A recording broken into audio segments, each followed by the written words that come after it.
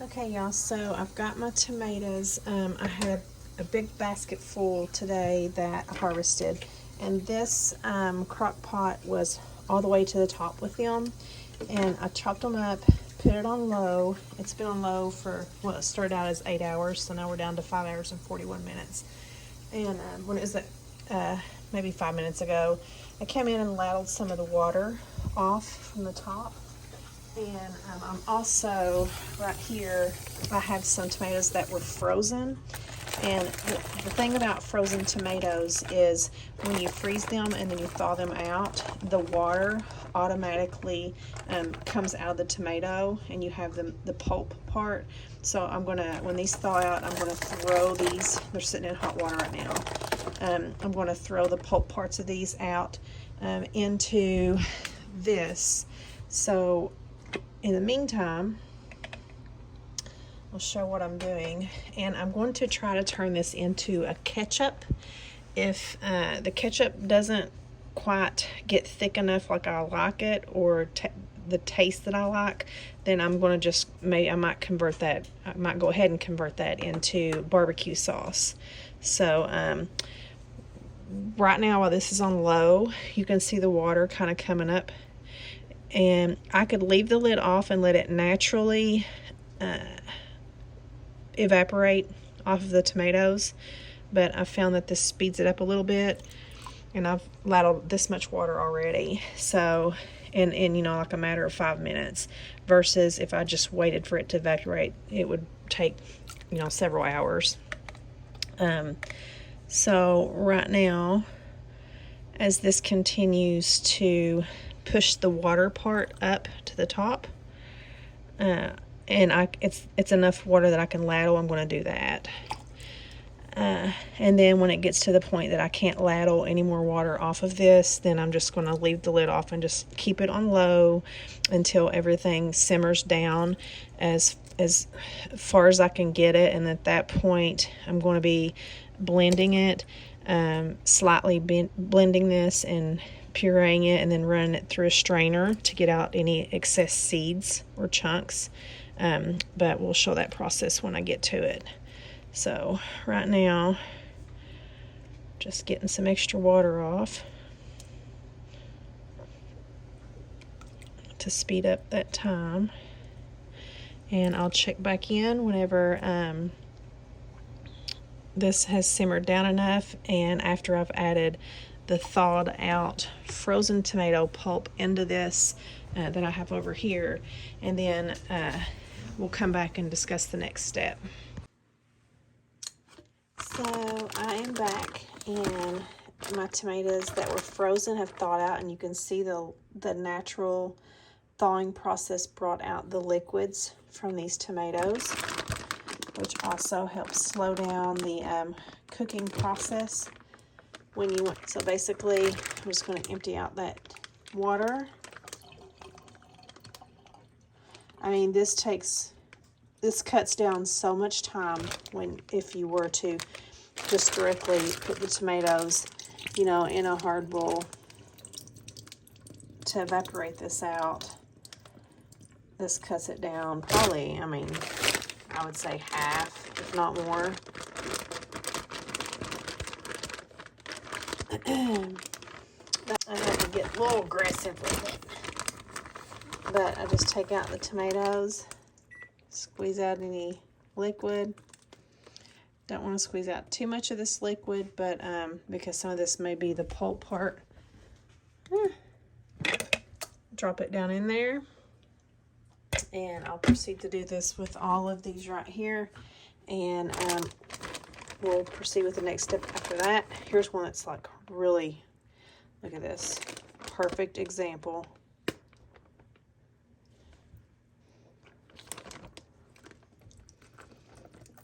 See all that water coming out? I don't have to evaporate that. And then I'm just going to cut this center part out and then throw it over there in the crock pot. Okay, so I've drained off most of the liquid from this, and now I'm going to scoop this in this bowl, let it cool slightly enough that I can chop all this up in the blender as fine as I can get it in there. Okay, so I'm running this through this blender.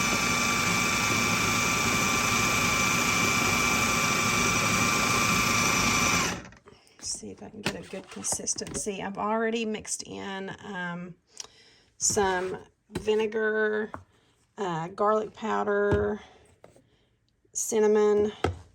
What else did I put? Brown sugar and black pepper and salt.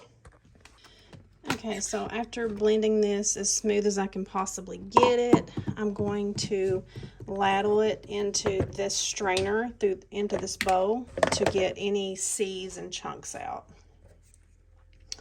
So let's go ahead and get started. And I didn't exactly measure the exact amounts of all the stuff that I added. I just kind of guessed around a teaspoon or so of all the spices, and probably maybe 3/4 a cup of vinegar. And then I just taste it as I go, and I think there's probably maybe about a cup of brown sugar in here too. So if I need it more sweeter, I'll add more brown sugar. If I need more tartness, I can add more vinegar. Or, you know, same with all the spices. You kind of know what your taste buds are.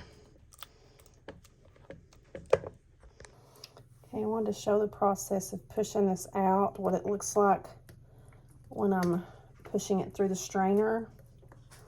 And it has a really good ketchup-y consistency. Let me show you. Right there in the bowl. It's getting a little closer in a lot, but that's just perfect consistency, and I can just add my flavorings, like I said, to get it to what flavor I want it.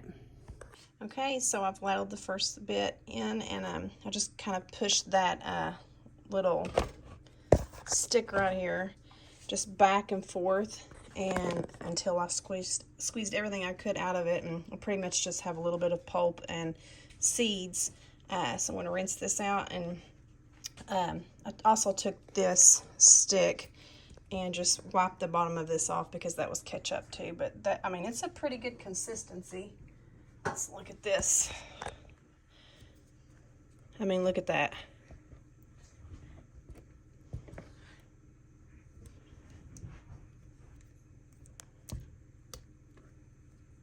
It's like perfect thickness.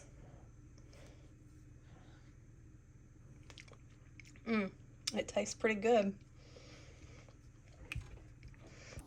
Okay, so I'm just going along and doing this type of motion. You can see the ketchup coming through at the bottom.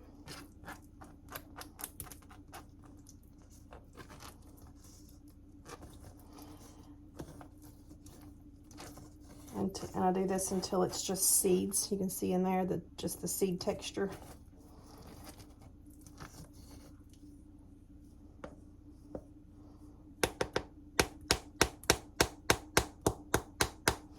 And then this right here is all ketchup.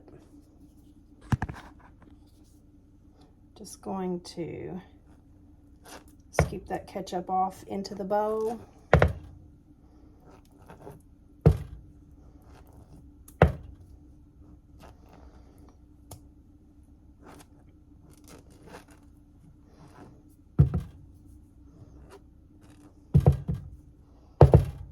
And then go another round with it. Make sure I get it all out.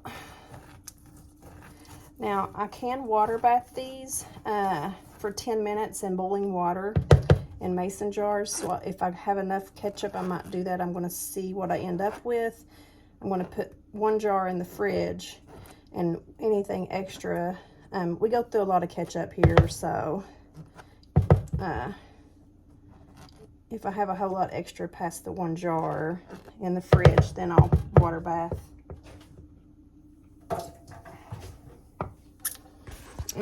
Tastes good.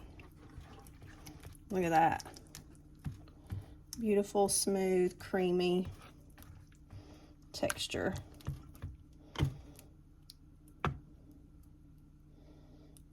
So I blend this for about a minute and a half to get it as smooth as possible. before I soften it into this bowl.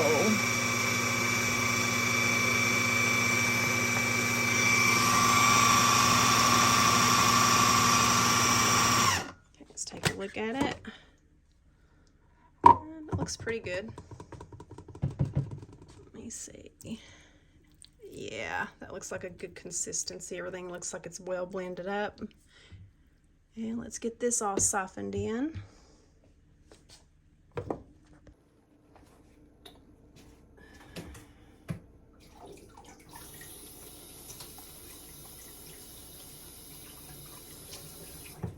Just ran a little bit of water through that. I'm going to pour a little bit at a time in here.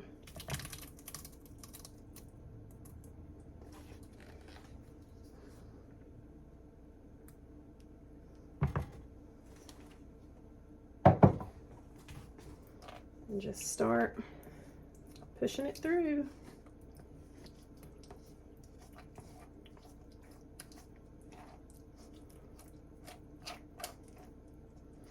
So with this, for me, a good rule of thumb, because I didn't measure, for all my spices and seasonings, I just start out with a teaspoon, and where that was a full crock pot of tomatoes, it was all the way to the top. So with that in mind, I put in a cup of brown sugar and about 3/4 a cup of the white vinegar, and then, you know, I can taste test it, and if I need more of a certain spice, you know your own taste buds, you can add a little more of each of the spices, whatever you think you need. Or if you need it more tart, you can add a little more vinegar at a time. I used white vinegar. You can use apple cider or white vinegar. And if you need it more sweet, you can of course add more of the brown sugar. If you need it more salty, you know, of course add more salt. I like to make mine mildly salt, just like a very, very small hint of salt, because we all in my family like different doses of salt in our ketchup, so we can just add that separately, you know, when we use this. But there's that. See how it's just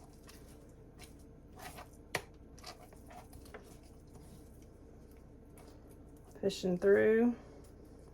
And it would probably be easier maybe next time if I did get one of those food pulp separators to do this part. But I mean, I don't mind using one of these strainers.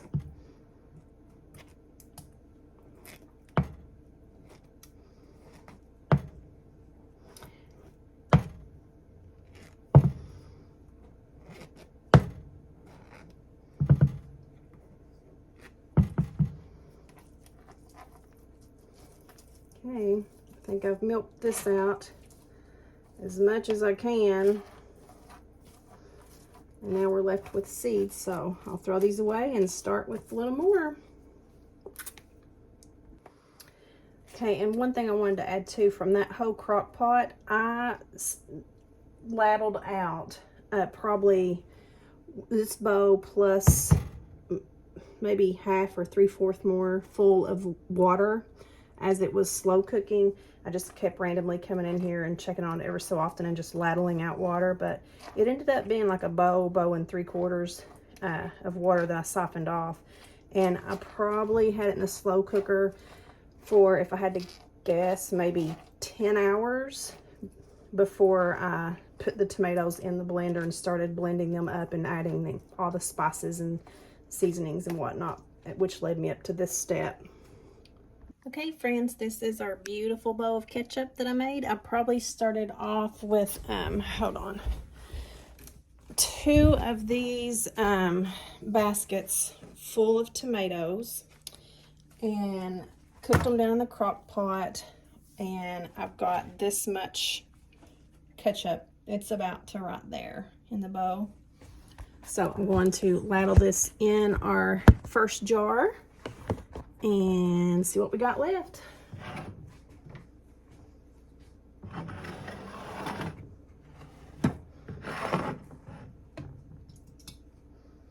So creamy and delicious looking.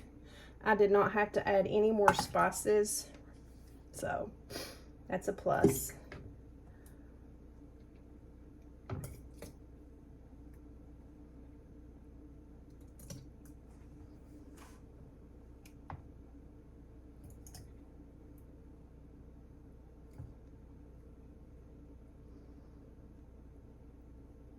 Okay.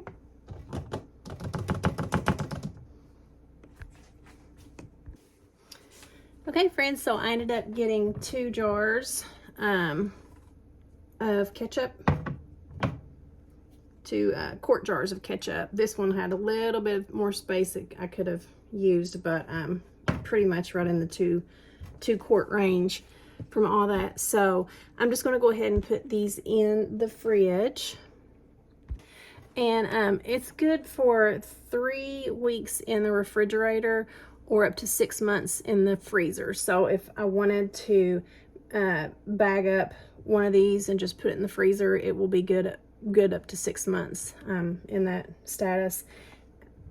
But it's pretty good and pretty simple to make. So what I might also do with the second jar is I can turn this into barbecue sauce for maybe some barbecue ribs or barbecue chicken, and all I would need to do would be to add some more honey and brown sugar and maybe a little bit of apple cider vinegar, and just keep, add a little bit at a time until I get it the flavor that I want to be barbecue sauce. All right, friends, so my final thoughts on this is the next time that I do make this, I think I'm going to wait until I get at least 4 or 5 baskets of tomatoes, which I think I should be able to get that between now and the end of our garden season. So, I mean, I've got a month or so left, probably, well, 6 weeks maybe until our frost. So surely I can get 4 baskets of tomatoes with all my plants I have outside. And I'm just going to core the tomatoes. That's one thing I'm going to do differently. Core them and then put them in the freezer bags. Last time I didn't core them before I put them in the freezer bags. So I'm going to core them, put them in the freezer bags, and I'm going to do that until I get 4 or 5 baskets full worth frozen, and then thaw those out. And I should have enough to make 4 canned water bath can jars of the ketchup or barbecue sauce, depending on what I decide to make. I might just go ahead and do it as ketchup, because you can convert some of it to barbecue sauce if you need to in the future, like I said, with those few extra ingredients. But that's the only thing I would do differently the next time I make this. But hope you try it, and let me know if you do, what you think about it. Thanks for watching. Bye, friends.